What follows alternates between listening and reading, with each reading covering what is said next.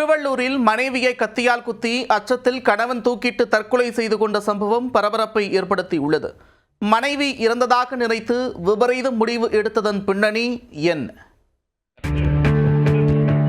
திருவள்ளூர் மாவட்டம் பட்டாபிராமை அடுத்த கரிமேடு அண்ணா நகரைச் சேர்ந்த தம்பதி சரண்ராஜ், ஷீலா. இந்த தம்பதிக்கு 2 குழந்தைகள் உள்ளனர்.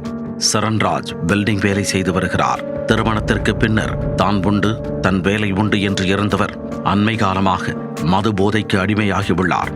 இதனால் குடித்துவிட்டு வந்து அடிக்கடி மனைவியுடன் தகராறு செய்துள்ளார்.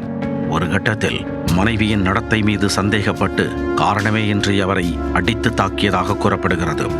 வெள்ளிக்கிழமை மீண்டும் கணவன் மனைவிக்கு இடையே தகராறு ஏற்பட்டுள்ளது. இதனால் மனமுடைந்த ஷீலா பக்கத்து தெருவில் உள்ள உறவினர் வீட்டிற்கு சென்று தங்கியுள்ளார்.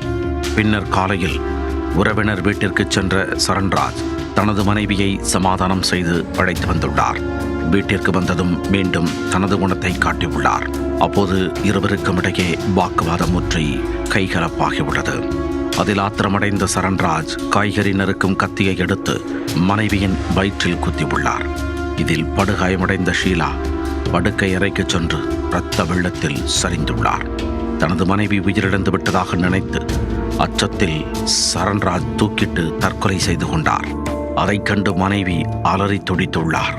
சத்தம் கேட்டு அருகில் இருந்தவர்கள் ஓடி வந்து கதவை திறக்க முற்பட்ட போது உள்பக்கமாக தாழ்பால் போடப்பட்டிருந்தது.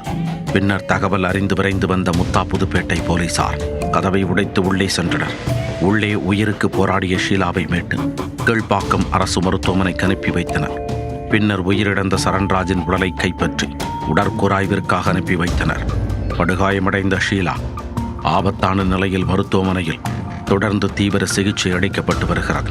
குடும்ப பிரச்சனையில் மனைவியை கத்தியால் குத்திய கணவர் அவர் இறந்துவிட்டதாக நினைத்து அச்சத்தில் தற்கொலை செய்து கொண்ட சம்பவம் பட்டாபிராம் பகுதியில் அதிர்ச்சியை ஏற்படுத்தியுள்ளது.